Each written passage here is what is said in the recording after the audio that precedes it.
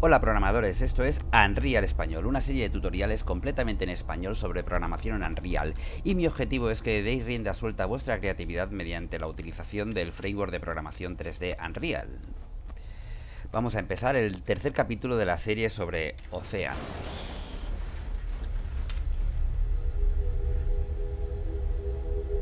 Qué bonito, qué bonito. Bueno, va, dejemos de flipar.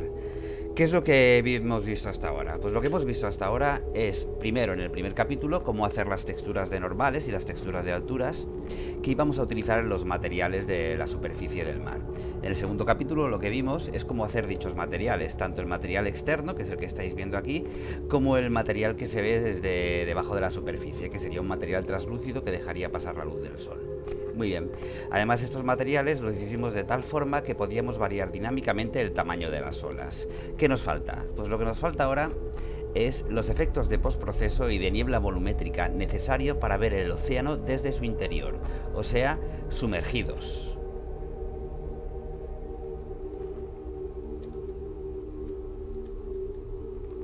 Si os fijáis, aquí pasan varias cosas. La primera de todas es que el color de la escena cambia. Esto se hace mediante un volumen de postproceso que te tinta la escena al completo. Lo segundo que pasa es la ondulación de la escena, que se consigue mediante un material de postproceso personalizado que varía las coordenadas UV en función de una propiedad senoidal. Y lo tercero es la niebla volumétrica. La niebla volumétrica que nos permite tanto los efectos de conos de luz o pozos de luz, los light shaft, como el efecto de scattering o dispersión de la luz a medida que aumenta la distancia. Por lo tanto, los objetos lejanos no los llegamos a ver. Desde cerca vemos el carro este, pero si nos alejamos dejamos de verlo. Todos estos efectos conjuntamente pues provocan que pues una apariencia de inmersión en el océano aproximadamente, ¿vale? Muy bien, pues vamos a verlo. Bien, para empezar lo que vamos a definir es un volumen de postproceso. ¿Qué es el postproceso? El postproceso es el hecho de aplicar un filtro de imagen o un shader de imagen una vez que la imagen ha sido, que la escena ha sido completamente renderizada. O sea, a medida que el renderizador o que la tarjeta gráfica va dibujando objetos, le va aplicando los materiales y va ejecutando los shaders, va calculando las luces, el scattering, la reflexión de la luz, las sombras, etcétera. Y a partir de ahí construye la imagen entera. La imagen entera no es más que una textura que se va a dibujar en frames por segundo. Bueno, pues a esa textura final, si se le aplica un filtro o otro shader, lo que tenemos es un fenómeno de postproceso. Por lo tanto, el postproceso es aplicar filtros a la imagen del frame de toda la escena una vez ya está renderizada. Por lo tanto, estos filtros son únicamente gráficos y no pueden hacerse cálculos físicos sobre ello. Entonces, un volumen de postproceso es lo que define Unreal como una zona del mapa donde si la cámara se introduce se van a aplicar una serie de filtros que tiene predefinidos sobre la imagen, una serie de filtros gráficos, y donde también podemos aplicar nuestros propios filtros agregando materiales de postproceso. El volumen de postproceso está en la parte de volúmenes. Vamos a poner aquí post y se define pues arrastrándolo y asignándole las dimensiones. Yo lo que voy a hacer es asignar las dimensiones justo debajo del agua. Lo voy a poner aquí y desde la vista top voy a coger y voy a escalar el volumen de postproceso de forma, estamos aquí, de forma que me ocupe toda la superficie del mar. Entonces lo escalo, voy a ponerle 30, 30, voy a hacerlo así, con esto bastará. Y entonces desde la parte front lo que voy a escalar es también la coordenada Z para que me ocupe toda la profundidad, justo debajo del mapa, del agua. Por lo tanto, cuando yo salte y la cámara esté por debajo de la superficie del agua, se aplicará el efecto de postproceso. Ahora mismo, si yo ejecuto y salto, no pasa nada, porque el postproceso no tiene nada predefinido. Si yo dejo la cámara aquí y me voy al objeto de postproceso que he creado, vamos a ver, aquí está, y le voy a dar pues el primer efecto que queremos, que es tintar toda la escena del azul que se produce por el scattering de la luz que proviene de la atmósfera, entra por la superficie y se difunde por toda por toda la masa del océano. Entonces ese scattering provoca una coloración azul o azul verdosa en toda el área. Si yo me voy a postproceso al área de globales, yo puedo modificar el tinte general de la escena, que lo único que hace es yo defino un color y me multiplica todos los píxeles una vez que la imagen esté renderizada por el color que yo defina. Voy a definir un color azul verdoso y me está modificando el aspecto total. Voy a ponerme por aquí y con esto bastaría. Este es el primer efecto de postproceso. Si yo salgo de aquí, se me quita la coloración. Solo cuando me meto dentro del volumen de postproceso, en este caso quizás lo he puesto un poquito alto, voy a ponerlo aquí, aquí, entonces se me tinta la escena azul. Lo que pasa es que este efecto no es realista. ¿Por qué? Porque dentro de la superficie del océano, que es una masa densa de agua que produce dispersión de la luz, los objetos que están lejanos no se ven, solo se ven los objetos que están cercanos. O sea, la imagen debería ir haciéndose más azul cada vez y cada vez tendrían que ir difuminándose todos los objetos hasta no ver absolutamente nada. Aquí lo veo todo transparente. Esto lo haremos mediante un efecto que se llama de niebla volumétrica. No lo haremos mediante postproceso. El siguiente efecto es el efecto de blur o difuminado. Cuando yo buceo, pues muchas veces lo que veo no es los límites totalmente perfilados de los objetos, sino que los veo un poco difuminados. Esto también es un filtro gráfico y yo me puedo ir aquí a la parte de lentes y aquí en profundidad de campo definir un método, puede ser un filtro gaussiano, puedo definir el bucket por defecto y modificar los parámetros. Primero es la distancia focal. Yo puedo aumentar o disminuir la distancia focal. Ahora no tiene efecto porque tengo que definir la escala. La escala es lo que me dice con qué fuerza voy a aplicar este efecto. Si yo le pongo escala 1, es totalmente, ya tenemos la superficie difuminada solo dentro del volumen de postproceso. Pasa es que quizás es demasiado. Voy a aumentar la distancia focal y voy a coger y modificar estos dos parámetros, el Near Transition Region y el Far Transition, que significa dónde empieza y dónde acaba el efecto de difuminado. Si yo hago así, vamos a ver, pongo aquí, lo podemos ir modificando hasta que tengamos lo que nos interesa, ¿vale? Puedo modificar un poco la escala, en vez de 0,1 voy a poner 0,7. Y voy a coger aquí y voy a poner, por ejemplo, 500. Entonces, en vez de 0,7 voy a poner 0,6 y la distancia focal voy a aumentarla. La voy a poner así, voy a disminuir un poco más la escala a 0,4. Bueno, esto es a gusto del consumidor. Y ya tengo lo que es la difusión de la luz, ¿vale? A medida que vemos los objetos lejanos. Quizás incluso menos la escala. Voy a poner 0,3. Esto es ir jugando, ¿vale? Hasta que estemos contentos con el efecto. Bueno, pues estos dos efectos vienen ya predefinidos en los volúmenes de postproceso, pero ahora nos falta un tercer efecto, que es la distorsión de la escena como si fuera debido a la refracción del agua, o sea que los objetos que veamos dentro del agua ondulen. Normalmente en la realidad no se ven ondulando a no ser que lo veamos a través de un cristal o a través de la superficie del agua. Lo que pasa es que en realidad un videojuego pues no es más que una escenificación y tiene que exagerar los efectos para que parezcan lo que son. Entonces lo que voy a hacer es crear un shader especial de postproceso, veremos cómo se crea, para que los objetos ondulen cuando estemos dentro del volumen de postproceso. Los shaders se aplican aquí, en características de renderización, y aquí puedo aplicar tantos shaders como quiera o tantos materiales como quiera, uno detrás de otro. Yo el primer material que voy a crear es el material de ondulación. Entonces creo un material normal y lo llamo pues material de postproceso de las ondas.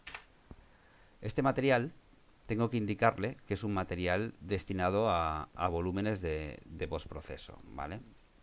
Entonces en el dominio del material tengo que decirle que es postproceso. Automáticamente solo se me habilita la opción de color emisivo. ¿Por qué?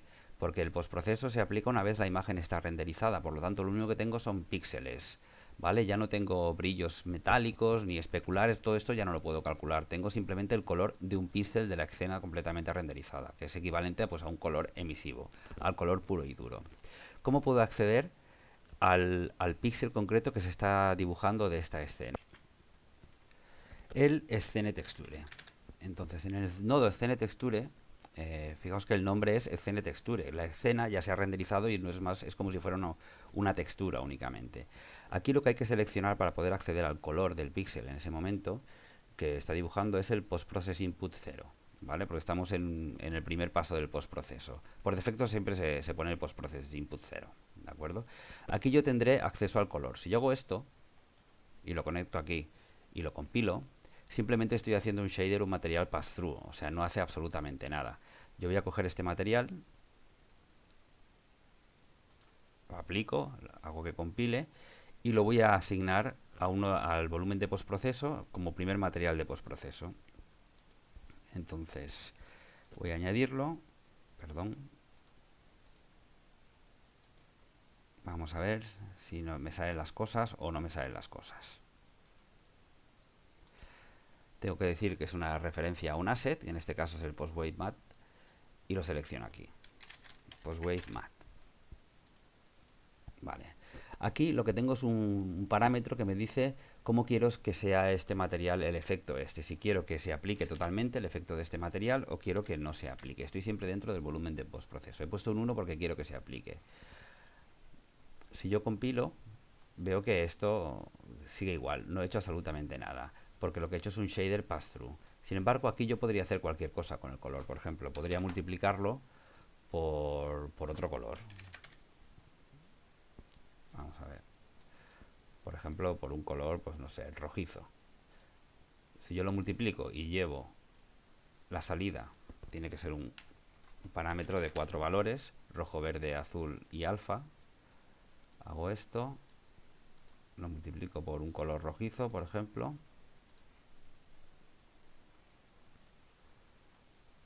Fijaos que me ha cambiado la escena.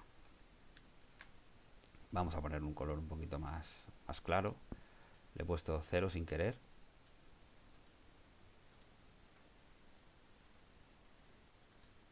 A ver si se deja, ¿eh? Sería interesante que se dejase. Ahora. Muy bien. He hecho algo parecido al efecto de tinta que teníamos aquí seleccionado en las características globales.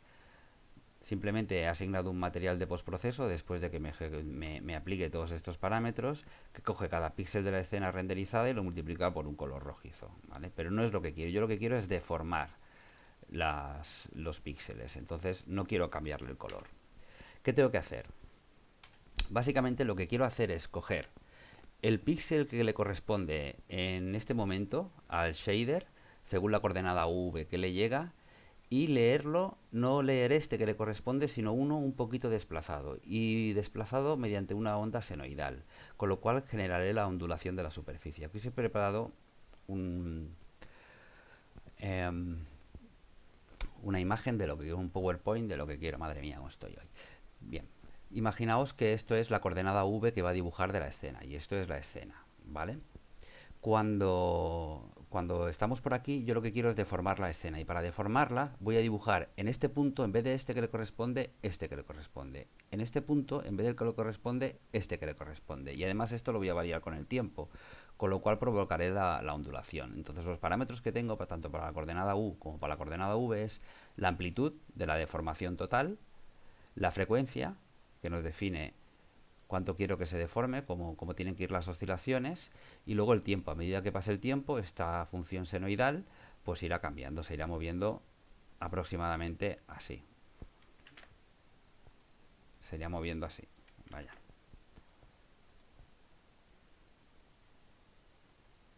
Así. ¿Vale? Entonces yo defino la amplitud como la máxima deformación posible, la frecuencia como la velocidad a la que quiero que se deforme, y lo que puedo hacer es calcular unas coordenadas V distintas, dadas las coordenadas V actuales, y leer el color realmente. Lo que pasa es que lo dibujo aquí, o sea, cuando estoy aquí, calculo el color de este punto, pero lo dibujo aquí, y eso lo voy variando con el tiempo. Y con esto lo que consigo es una deformación senoidal. Vamos a hacerlo. Yo me vengo aquí y la coordenada v actual me lo da el nodo de coordenada de textura. Esto de aquí lo que voy a hacer es dividirlo en dos, romperlo en sus dos componentes u y v. Recordar que siempre me sale RG, aunque sean UV o XY, ¿vale? Entonces, para la coordenada U, que es la R, lo que voy a hacer es multiplicarla por un parámetro que será la frecuencia. Cojo esto, lo convierto a parámetro y lo llamo frecuencia U o frecuencia X. Es más fácil. Voy a poner, por ejemplo, 10. Luego lo variaremos porque convertiremos el material en una instancia de material. Una vez que lo multiplico por la frecuencia, le voy a sumar el tiempo, que es el nodo time. Y todo esto lo llevo a una onda senoidal. Y todo esto lo multiplico por la amplitud de la deformación que quiero. Lo voy a multiplicar por la amplitud de la deformación que quiero. Lo convierto en parámetro y lo voy a llamar amplitud X. Voy a poner una amplitud. La amplitud, recordad que las coordenadas v van entre 0 y 1, por lo tanto, si quiero una deformación del 10%, tiene que ser 0,1, pero esto es muy grande. Yo voy a poner una deformación voy a poner del 1%. Luego lo veremos cómo cambiarlo. Entonces, esta salida, lo que he calculado es el tamaño de la deformación. Lo que tengo que hacer es sumársela a la coordenada actual para calcular el desplazamiento total. Todo esto que he calculado se lo sumo de nuevo a la coordenada U. Y con esto ya tengo la coordenada U. Para la coordenada Y vamos a hacer lo mismo. Cojo la coordenada Y, la multiplico por un parámetro que será la frecuencia Y, que le voy a poner también 10. Esta frecuencia se la sumo al tiempo, que será la fase, que me va variando en cada frame.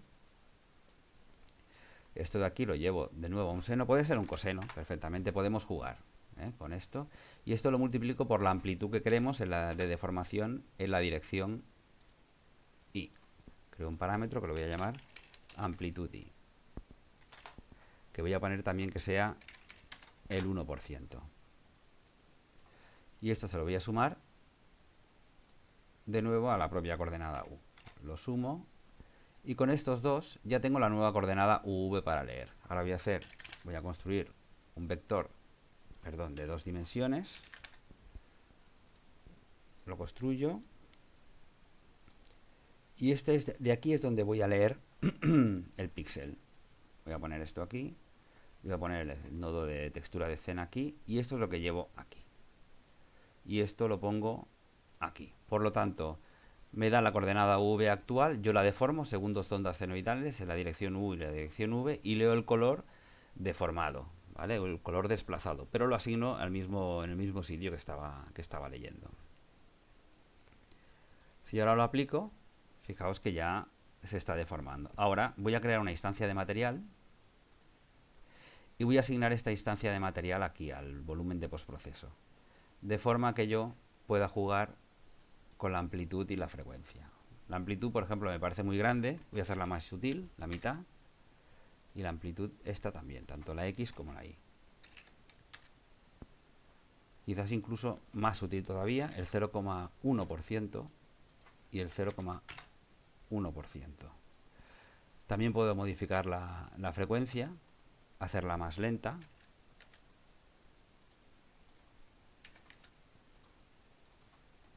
Y ya tengo el efecto de deformación debido a la refracción del agua. Que repito, no es esto lo que se ve normalmente cuando te sumerges, pero lo que estoy haciendo es decirle al player, al jugador, que está dentro del agua, mediante un fenómeno que él conoce, que es la refracción del agua, la deformación del agua, ¿vale?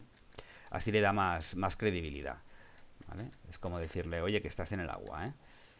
Muy bien, ¿qué me falta? Pues me falta el efecto estrella, que es la niebla volumétrica. Con la niebla volumétrica, ¿qué conseguiremos? Pues conseguiremos los conos de luz, conseguiremos que la imagen se disperse a medida que vemos los objetos lejanos y por lo tanto el fondo del océano se vea más oscuro que los objetos inmediatos.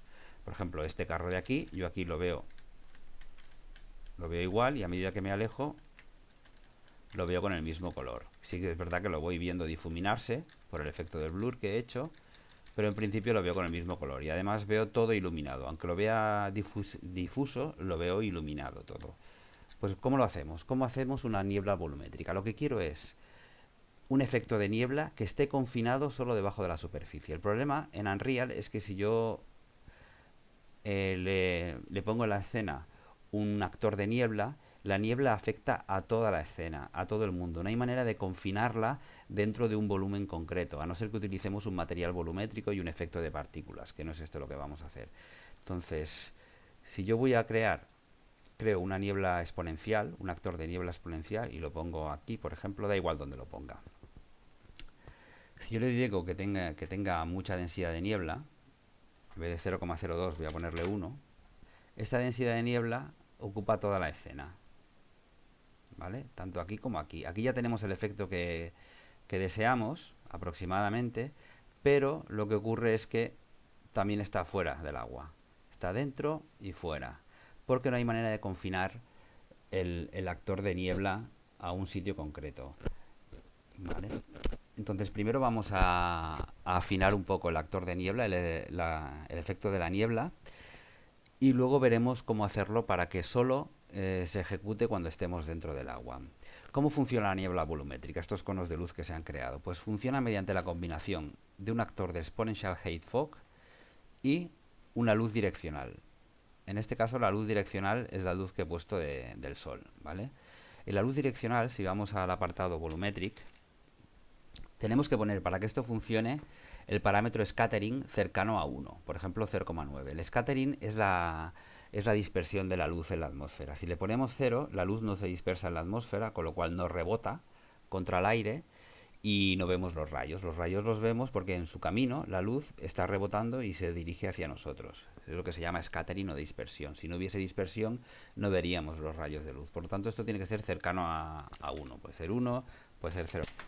Entonces, con el scattering volumétrico a 0,9 del directional light y mezclado esto con el actor de exponential fog, donde hemos informado también su distribución de dispersión y se nos ha olvidado también informar que es una niebla volumétrica. Ahora mismo tenemos una niebla convencional. Si le damos a la niebla volumétrica, ¿vale?, se nos cambia bastante. Entonces, este es el aspecto final que deseamos, de niebla volumétrica. Lo que pasa es que la densidad es bastante elevada. Nos falta un parámetro más del exponential fog, que es la densidad. Vamos a quitar esto y nos vamos a la densidad de la niebla. Ahora mismo está en 0,1, vamos a poner 0,7 por ejemplo, que nos ha cambiado un poco. Vamos a acercarnos un poco. La velocidad de la cámara está muy rápida, vamos a poner a 6, ¿vale? Disminuyendo la densidad de la niebla, ¿vale? Vamos disminuyendo el efecto de niebla volumétrica. Tenemos, por lo tanto, un directional light con el parámetro directional light. Vamos a repetir otra vez, aunque seamos un poquito pesados. Un directional light, que es la luz del sol, con el parámetro de scattering volumétrico cercano a 1, para que disperse bastante la luz. Luego tenemos un exponential fog, una niebla exponencial, con el check de niebla volumétrica a on, y además también una distribución de scattering cercano a 0,9, ¿vale? Tienen que estar tanto los directional light, tengamos una o varias, todas las que queramos que contribuyan a la niebla, y en el actor de niebla también tenemos que tenerlo cercano a 9. Y aparte, lo que podemos tener también es el parámetro de extinción, que significa cómo se absorbe la luz. A medida que tengamos más extinción, veremos menos, y a medida que tengamos menos extinción, veremos más. Si nos ponemos ahora dentro del agua, que es finalmente donde queremos el efecto, vamos a poner una extinción de, por ejemplo, 3, ¿vale? Vemos como los objetos lejanos empiezan a dejar de verse. Tenemos una distribución de scattering 0,9, por lo tanto ya vemos los conos de luz también, y tenemos el parámetro de niebla volumétrica activado. Más o menos este es el efecto que deseamos. En la extinción vamos a poner un poquito más, a 4, y es lo que queremos. ¿Cuál es el problema entonces? El problema es que debajo del agua tenemos lo que queremos, pero encima del agua tenemos lo que no queremos, que es el mismo efecto. ¿Cómo confinar el efecto de un actor de niebla volumétrica a un volumen? Bien, en Unreal no se puede directamente. tenemos que hacerlo a través de efectos de partículas y materiales volumétricos, pero no lo vamos a hacer así porque también conseguiríamos un efecto distinto del que deseamos, no conseguiríamos un efecto tan uniforme. Lo que vamos a hacer es un truco que algunos pueden considerar que es una chapuza, pero es un truco que funciona y es muy efectivo, y es crear un volumen de triggering, un volumen que se dispara cuando nosotros entramos en él, exactamente igual a que se dispara el volumen de postproceso, y cuando se dispara este volumen de triggering, lo que haremos será aumentar la densidad de la niebla, y cuando estemos fuera haremos es disminuir la densidad de la niebla. Aquí en el actor densidad de niebla, en el actor niebla, perdón, tenemos el parámetro de fog density. Si lo ponemos a cero cuando estamos fuera de este volumen, que además será un volumen que coincida con el volumen de postproceso, ya lo he dicho, no tendremos niebla. Si cuando nos generamos un evento de begin overlap dentro de este volumen ponemos la densidad de la niebla a lo que deseamos, por ejemplo 0,7, pues ya tendremos la niebla dentro del agua, que es lo que deseamos. Entonces, ¿qué vamos a hacer? Vamos a poner la niebla por defecto a 0. Yo voy a seleccionar el actor de Exponential Fog, y lo que voy a hacer es referenciarlo dentro de lo que es el Level Blueprint, porque quiero gestionar todo esto a nivel de Blueprint de nivel, ¿vale? Me voy al Level Blueprint y cercano al evento de Begin Play, ¿vale? Aquí tengo otras cosas que hace. Cojo y copio la referencia a la niebla exponencial, porque haré referencia a él desde aquí. Aparte necesito crear un volumen de triggering. Un volumen de triggering que está dentro del apartado de volúmenes.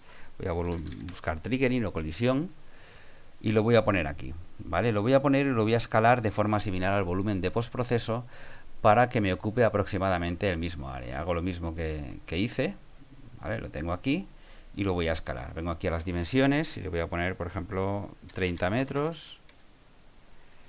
30 metros más o menos ya funcionaría con lo que tengo aquí. El parpadeo, recuerdo que era debido al bound scale, que se puede modificar. Nosotros ya lo hemos modificado, lo hemos puesto a 3, no obstante sigue parpadeando porque estamos muy lejos, no estaremos realmente aquí tan lejos. Bien, entonces lo ponemos aquí y ahora quiero que este volumen también me ocupe en profundidad aproximadamente igual que el volumen de postproceso. Voy a poner unos 10 metros. Lo pongo aquí y pongo aproximadamente... Aquí está, el volumen de postproceso. Muy bien. Ahora lo que tengo que hacer es coger este trigger box, que lo voy a renombrar. Lo voy a llamar, por ejemplo, trigger fog, disparador de niebla. ¿Vale? Lo referencio. Y una vez referenciado, lo que me voy a hacer al Level Blueprint para copiar la referencia a este trigger fog. ¿Qué quiero hacer? Capturar su evento de Begin Overlap y su evento de End Overlap para saber cuándo entro dentro de este volumen y cuándo salgo de este volumen.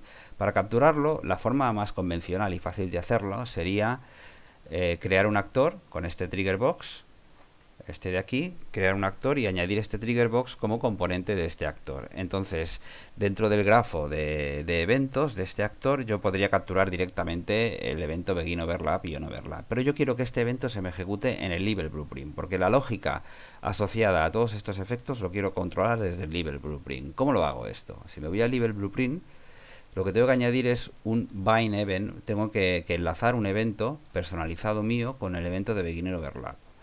Lo hago así, cojo el trigger fog, que es el volumen de disparo, y busco la función bin. Bin con el evento Begin Overlap, que en concreto se llama onActor Begin Overlap. Cojo aquí, hago que se ejecute dentro del Begin Play del juego, y desde aquí, desde el nodo de evento, lo que creo es un evento personalizado, que lo voy a llamar Event Start Fog. De modo que cuando se ejecute el evento Begin Overlap del trigger fog, se me ejecutará este evento personalizado. En este evento personalizado lo que voy a hacer es cambiar la densidad de la niebla. Vengo aquí y hago density. Pongo aquí, voy a ponerlo bien y hago que se me ejecute y se me ponga la densidad a 0,7. Y ahora lo que tengo que hacer es capturar el evento en overlap. Pues desde aquí voy a hacer otro bin al evento onActor en overlap. Los uno para que se ejecuten los dos bindings justo cuando se empiece el juego, en el evento Begin Play, y aquí lo enlazo con otro evento personalizado ¿vale? Que lo voy a llamar evento en fog, final de niebla. Y aquí lo que voy a hacer es exactamente lo mismo. Lo arrastro desde el exponencial, el componente del exponential fog, y voy a poner aquí un set de la densidad que la pongo a 0, de forma que cuando se me ejecute el evento begin overlap, se me ejecutará este evento y la densidad se me pondrá a 0,7. Cuando se me ejecute el evento en overlap, o sea, salga de este volumen de disparo, se me ejecutará este evento y la densidad se me pondrá a 0.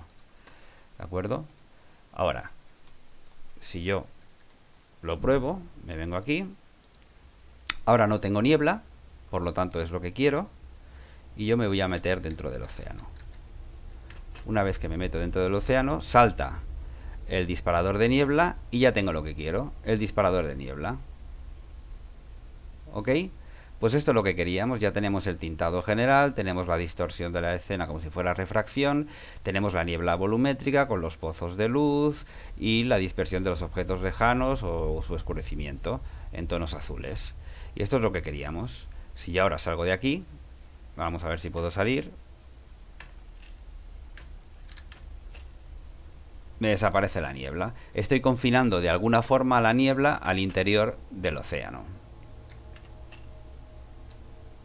¿Vale? Esto sería cuestión de tratarlo un poquito más y ajustar los volúmenes, etcétera, etcétera. ¿De acuerdo? Pues esto es todo. Ya hemos acabado los 3 capítulos asociados a la creación de materiales y efectos para océanos. Espero que os hayan gustado y tenéis que perdonarme que son los primeros vídeos que hago. No obstante, si me dais un like, pues siempre es de agradecer. Hasta luego.